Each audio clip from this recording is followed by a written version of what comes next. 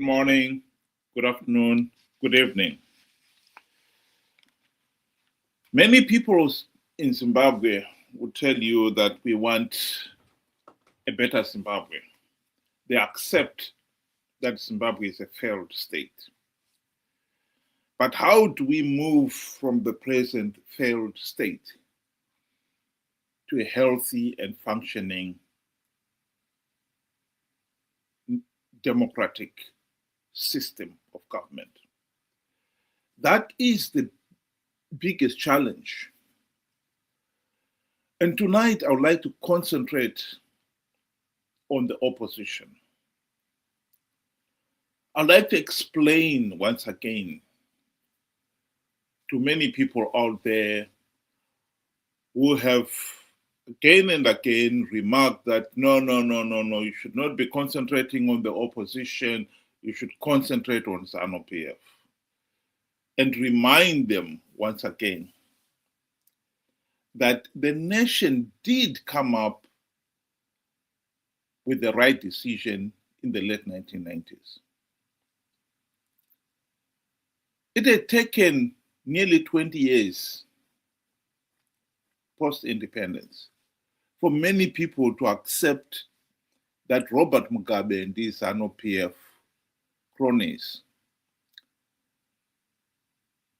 were not the heroes they had thought them to be. They had risked their lives in spearheading the liberation struggle. That is a historic record. No one can deny that. But what the people had failed to understand is that it's not everyone who is in the trenches fighting for a clearly defined cause, in our case, to end white colonial oppression and exploitation. That was a clearly defined cause. Everybody subscribed to that. But what we fail to understand is that it's not everyone who is in the trench who believes in the fight for the cause. There are those who genuinely believe in it and are fighting to promote those values and principles of freedom, liberty, etc., etc. But there are others who are in the trenches who are fighting for a reward, mercenaries, who are willing to disregard all those values and principles in pursuit of their reward. That many people did not want to accept that. This is why it took 20 years for people to finally accept that Robert Mugabe and his cronies were corrupt, incompetent, murderous thugs who were rigging elections to stay in power for their own selfish gain. That was why it took so long. But when the people finally came to that conclusion,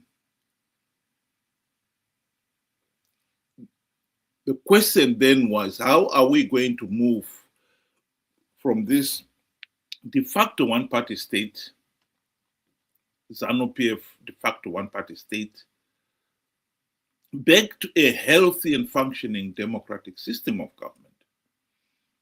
And the answer to that was, well, let's elect opposition leaders whose number one task would be to implement the democratic reforms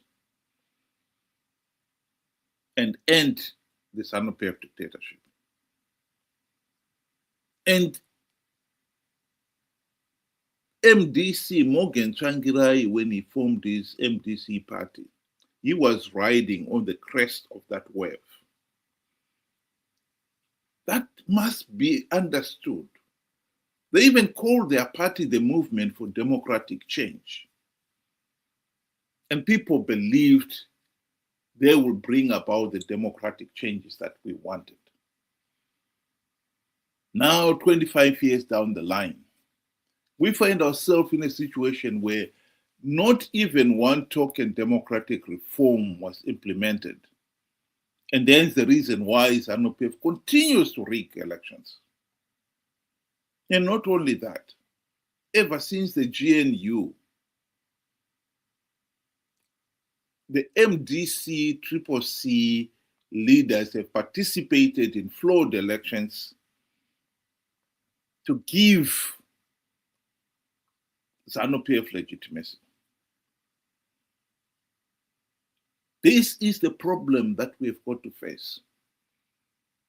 So the topic of tonight's discussion is how much longer will it take the people of Zimbabwe to open their eyes finally to see that the MDC, Triple C opposition leaders are no longer fighting in the people's corner.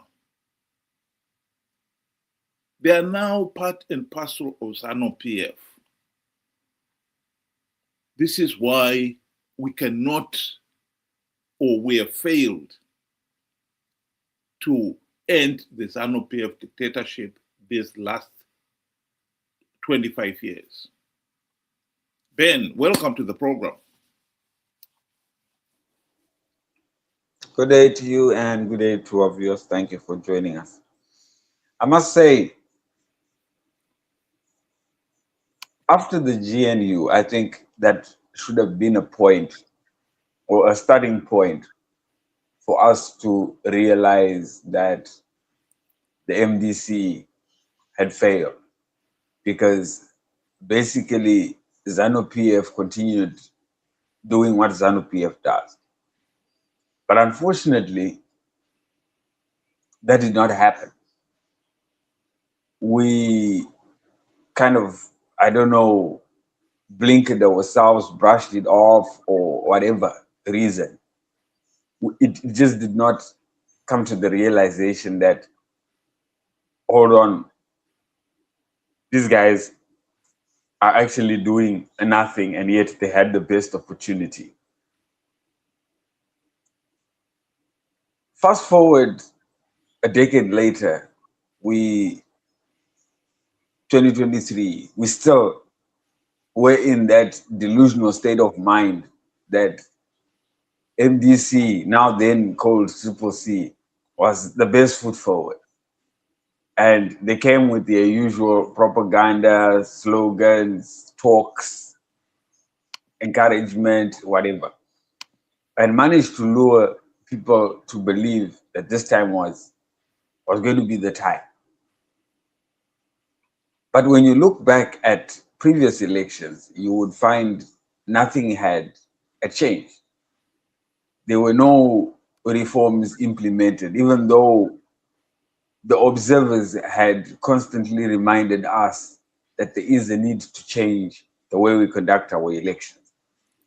The people of Zimbabwe did not realize that, or chose to ignore, and I prefer the latter. Fast forward again, we are in 2026, but I must say I've been looking at 2025 and how the social media arena was faring. And I've come to the realization that finally you could see there is a turn of the wheel. The realization that there is a need for a new opposition is finally showing its head. And that for me is hope that at least we have a few people talking out there. And what we must realize is we will always have the diehards, those that will not think for themselves except what they have been told, and they are willing to defend it vigorously. We have to realize that they will always be in our midst. And some people are beyond saving. the more we continue to try and save them, they might take us under with. So looking at 2025 for me and what the social media is saying, there is hope. There is that realization that is creeping. It's slow in coming. But I mean, if you were to ask the people out there, what would you rather have? Slow in coming than never. Slow in coming is better. So it took us long. It's still taking us too long because we have the diehards. And I think we'll have to get to a point where we have to realize again that we cannot save some diehard Chamisa Chete brigade fans. We have to realize it and move without them. Just the same way you were talking about the trenches. Some guys can be in the trenches and be causing more harm than good. So we need to look out for those. And sometimes we have to leave there. We have to leave there. Well, my question to you would be, at the present moment, in your view, are those who are still the diehards, Chamisa Chete Brigade, in the majority?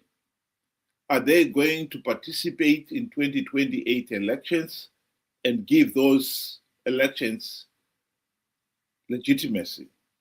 Because that is what matters.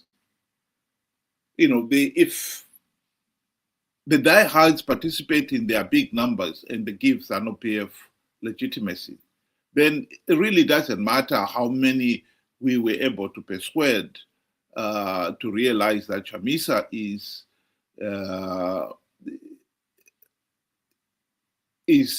corrupt, incompetent, a liar, and conman.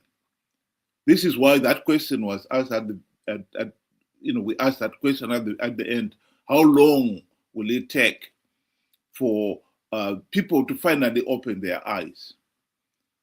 Because if they are not going to open their eyes before 2028, then we are in serious trouble.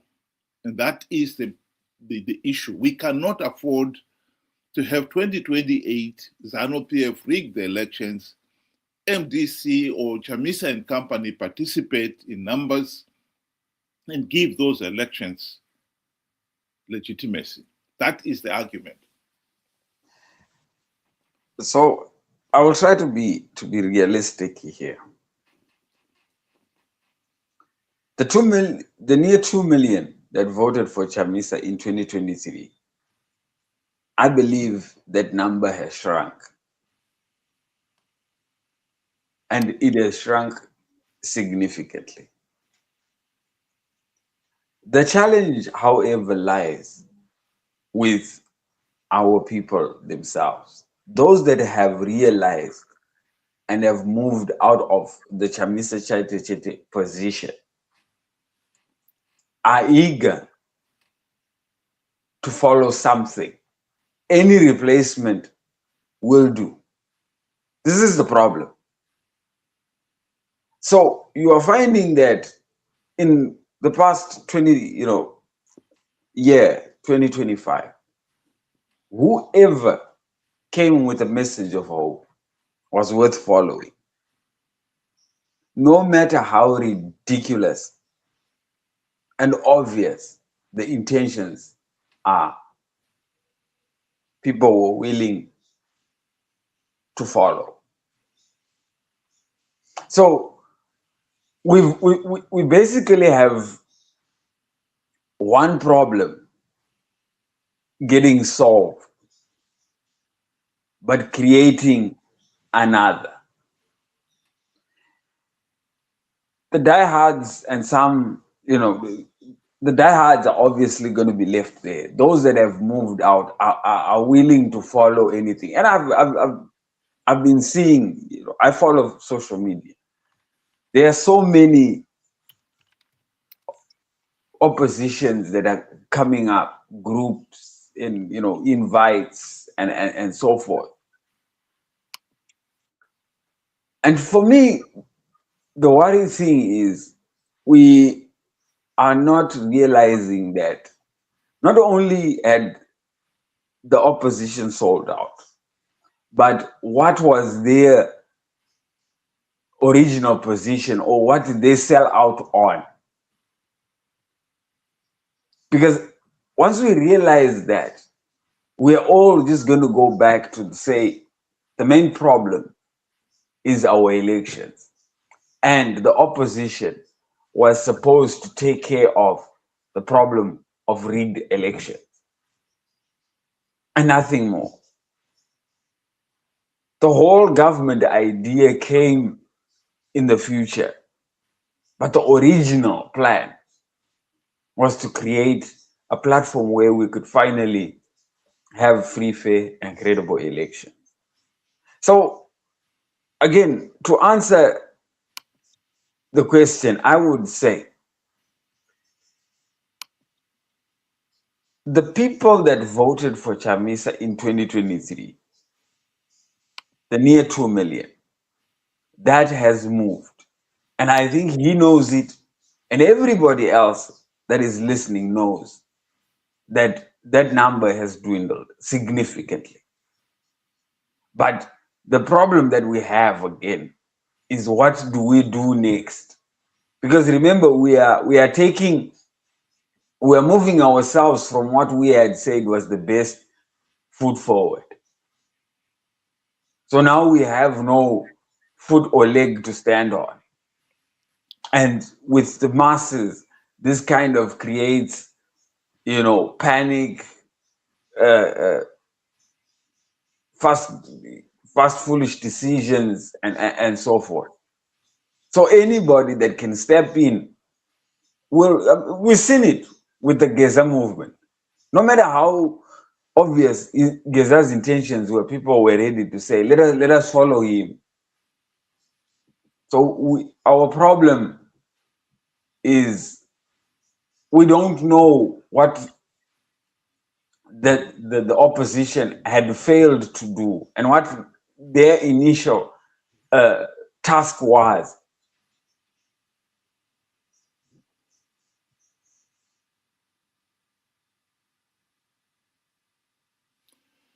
Well, I think there is a lot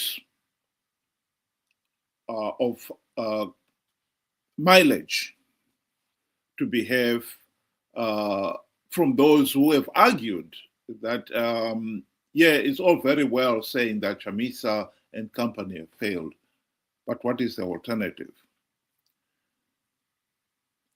That begs the question, however, because if you think that Chamisa and company have not only failed to implement the democratic reforms, if you understand that, and also understand that they have also been participating and urging people to participate in flawed elections to perpetuate the system, then you have got to realize that this is not the alternative. To keep on saying, well, what else can we do, is not the alternative. You cannot say perpetuating the system, which you know, if you participate, you're not going to change anything.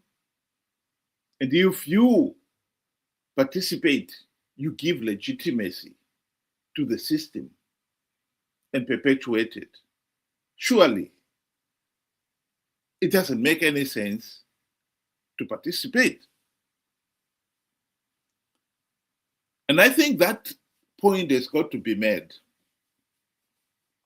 The main reason why people have continued to participate is that most people do not understand in the first place that MDC CCC have failed. That is at the heart of it. They want to, when it's convenient, when they are cornered, they would want to say, oh, no, no, no, we didn't abandon CChamisa because there's no other alternative. But the truth of the matter is, you did not abandon the opposition. People participated in the 2023 elections, for instance, because they genuinely believed Chamisa when he told them that he had implemented the democratic, he had plugged the vote rigging loopholes, and the party was going to win big. They believed him. And people should not start using another explanation. That was what Chamisa told you, and you believed him, and you went and participated. So the problem is you still believe in that. So yes, there is maybe a small percentage who believe, oh, what else can we do? That group, I would say to them, you cannot say, what else can you do? If you genuinely believe doing what you're doing is the wrong thing, you cannot do that. If somebody told you if you cross the river, there are crocodiles in there, and say, oh, well, I have to cross. Why do you have to cross a dangerous river when you know you'll not gain anything from crossing it, and the crocodile will probably have you? You are perpetuating the system that is there by participating. Why would you still want to stubbornly continue to participate? So I really don't buy that argument. And I think this is where our main problem lies.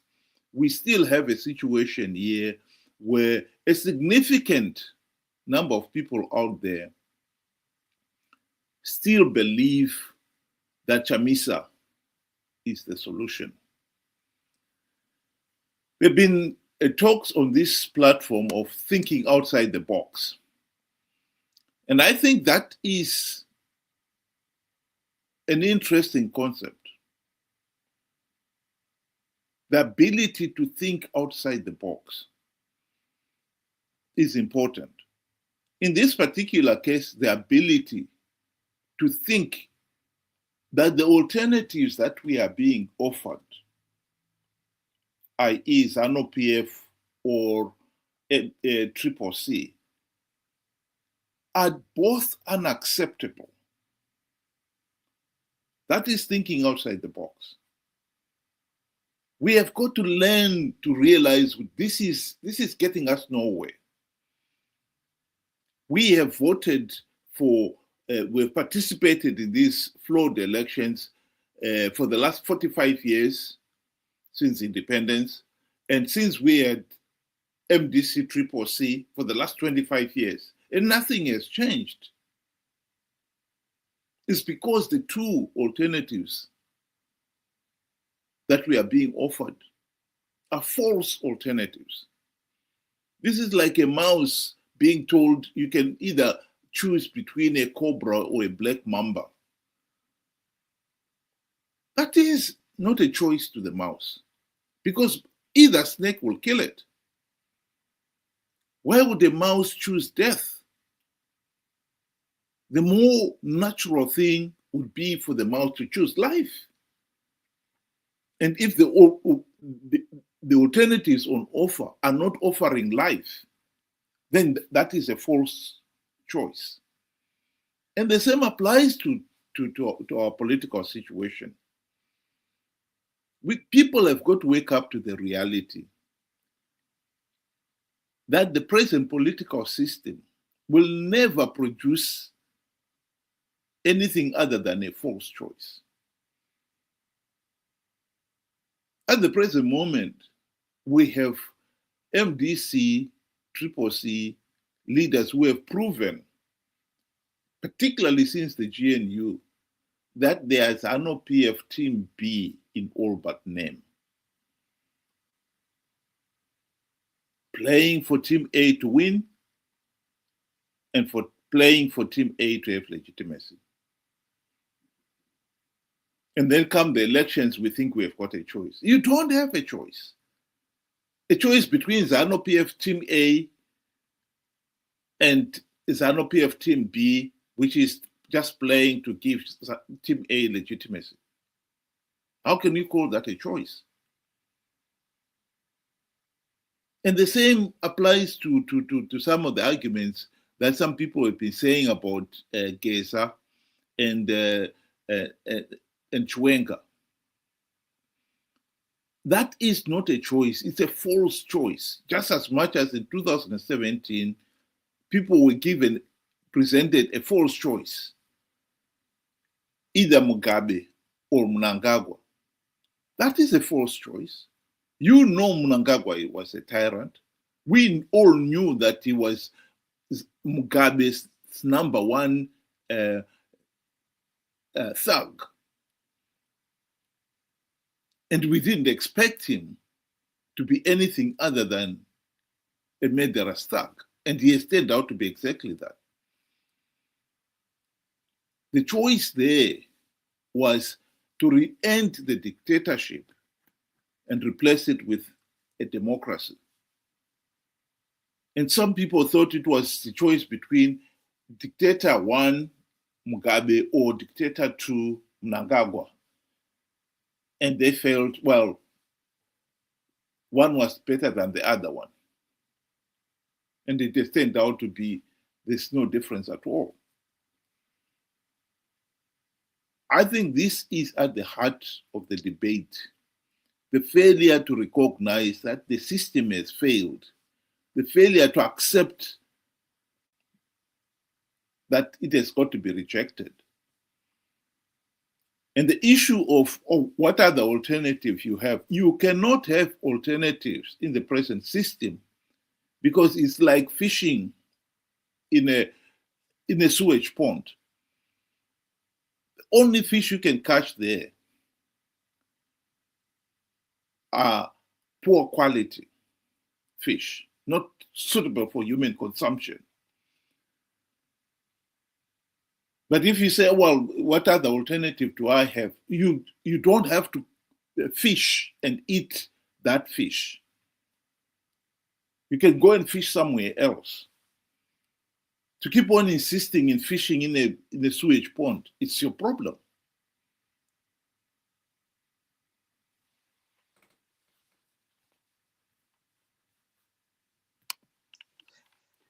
You know, I would want to look at it this way.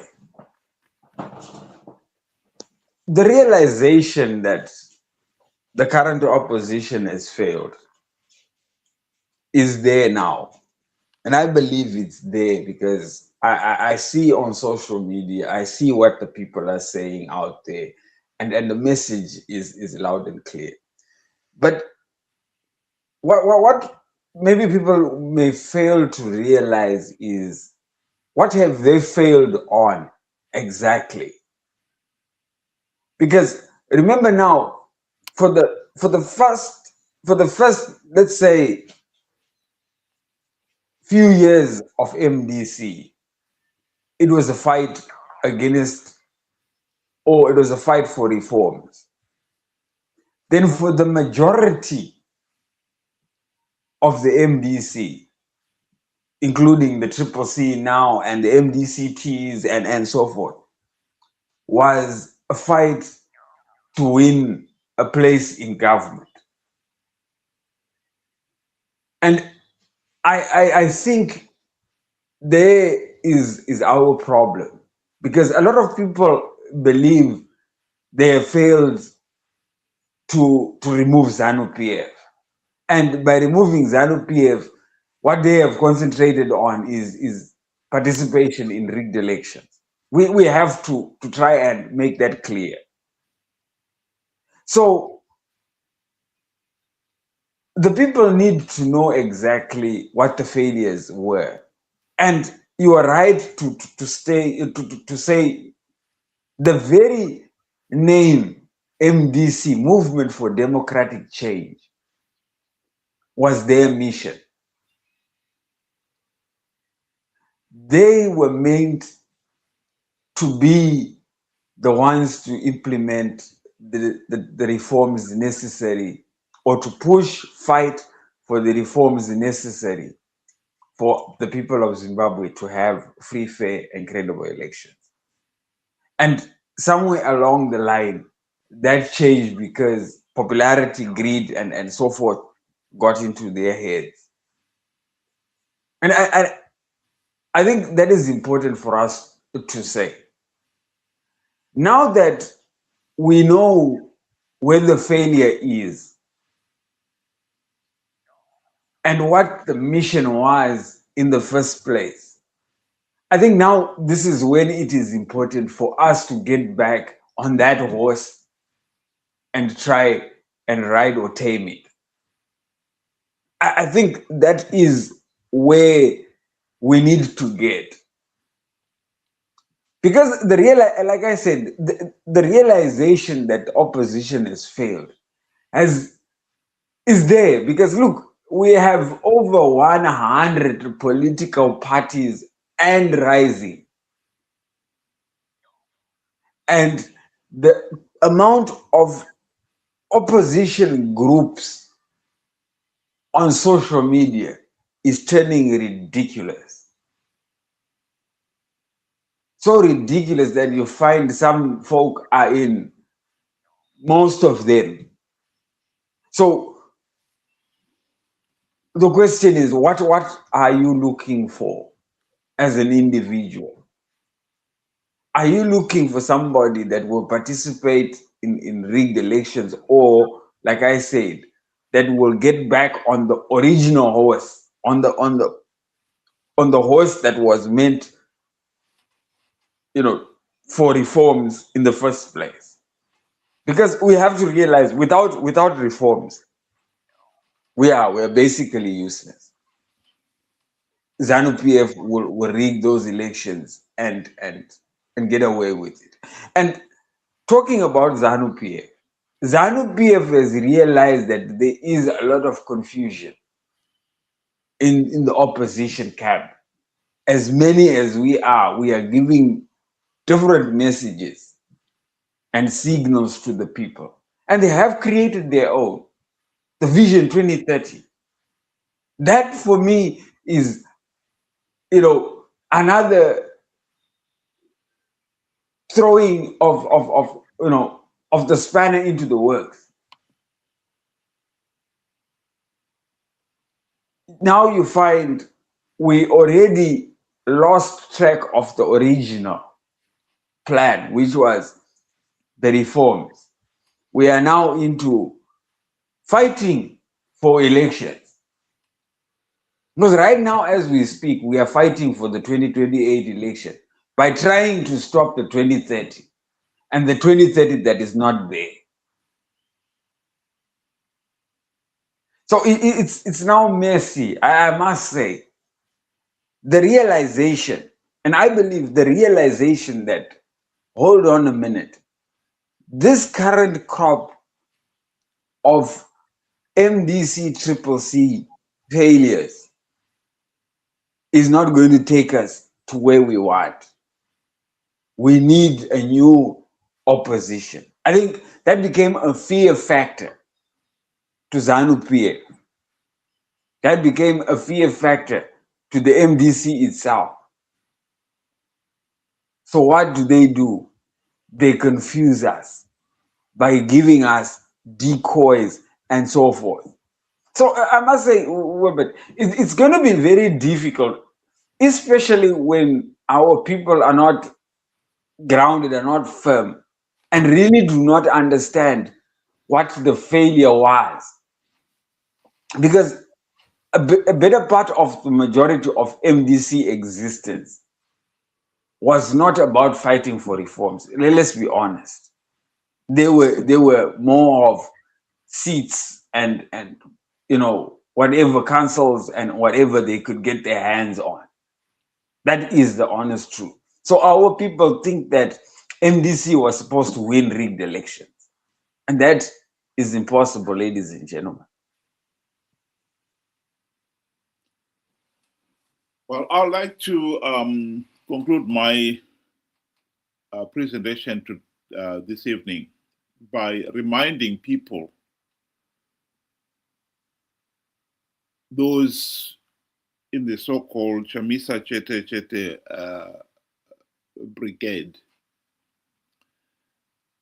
that you have got to accept that Chamisa is a mere mortal. And I've found it really amazing that there are some people out there who have stubbornly refused to accept that Chamisa lied to them when he told them he had plugged all the vote rigging loopholes to stop ZANU-PF rigging the elections. That he conned them to participate in the elections, knowing fully well that ZANU-PF was rigging, and that participating would give ZANU-PF legitimacy.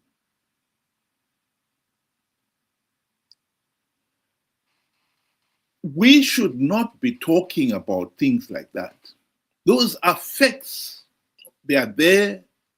The evidence is there on the ground. To reject it on the basis that our Chamisa is a demigod, he cannot do no wrong, is an outrage. In this day and age, we have to accept that leaders are mortals. They're fallible. If they make the mistake, we have got to accept they made the mistake. If they lied, they lied. If they conned the nation, they conned the nation. Those are facts and realities we have got to accept. It is childish, to say the least, to refuse to accept it. I'll play the video of Chamisa making the promise that he was going to win 2023 elections. And I would like the people out there to ask themselves, was Chamisa lying or not? Makorokoto Zimbabwe nokuti hakuna munhu anomira kana denga raronga plan. Denga raronga plan, denga harifoiri. Plan yaMwari haifoiri. Ini ndatanga kugadzira cabinet. There is no way we are not going to form a new cabinet. There is no way we are not going to have a celebration. There is no way we are not going to have an inauguration. Let's start preparing for our inauguration. Let's start preparing for our celebration.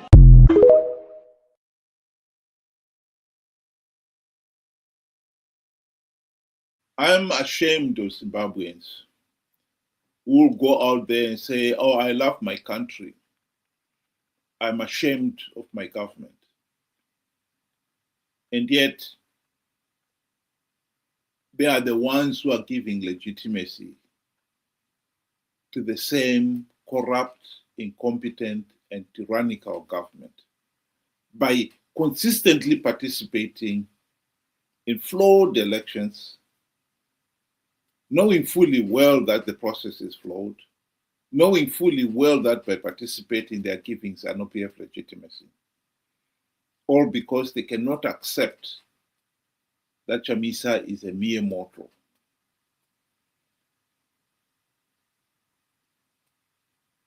We have paid a heavy price as a nation. 45 years of rigged elections is not a joke.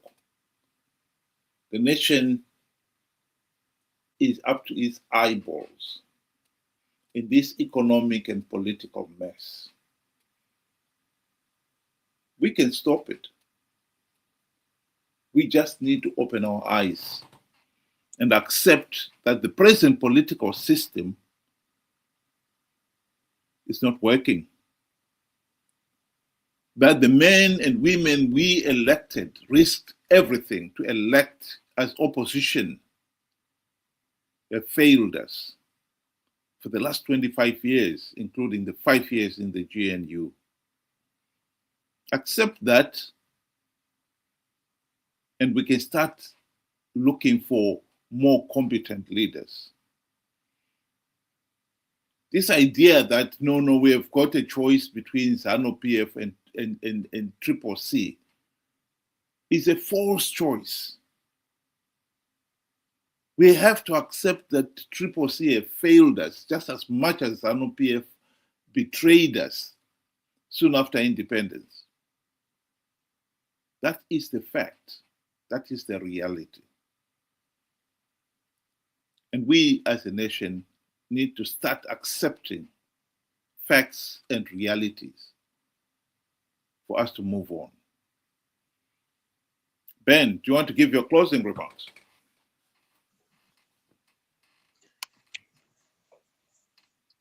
The original mission for the MDC was to implement the democratic reforms necessary to stop ZANU-PF from continuously rigging the elections. That even their name suggests. So we cannot deny that. They lost their way somewhere along the line. And for the better part of their existence, they were chasing gravy train seats that ZANU-PF was letting go. That is a fact.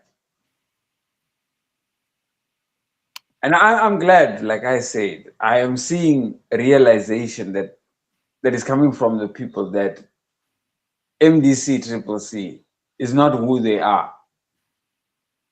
And they are not what they are. The people are seeing a need for another alternative. But like I said, the first mission was not finished. And that mission is still very important for the next step. And again, that mission is the implementation of the democratic reforms necessary to stop ZANU-PF and whoever their sidekick is from rigging the election. Without that, we can participate all we want. We all know in the back of our minds, ZANU-PF will rig those elections. And the very next day, we will be crying, what a waste of time. So I say, to those that can get back onto the horse, and look, I did not say everybody is going to get back onto that horse. But I'm saying, for those that can get back onto that horse, to go back and implement the reforms necessary to stop ZANU-PF rigging that election, should get back onto that horse. Some people will not be saved. Some people won't be saved. That is just the rule of life. So it's either we do it without them, so be it. And I think Zimbabwe now needs men and women of principle. Men and women that realize where we went wrong, admit we went wrong, and go back and fix it. That is all that is to it. It's not embarrassing, to have made the mistake. What is embarrassing is not learning from the mistake.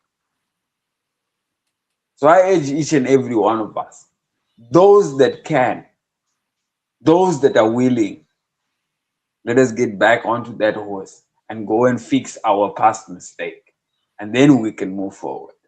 Thank you. Thank you very much, Ben. And thank you very much, Administrator. To those out there who would want to join us tomorrow and have their say, please use the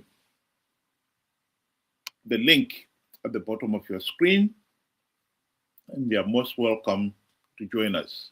It will be the same time, 6 o'clock UK time, 8 o'clock Zimbabwean time.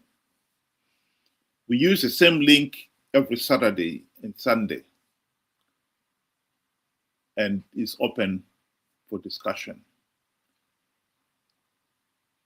Thank you again to the two, the administrator and Ben there. And to everybody, thank you for joining us. Have a good night.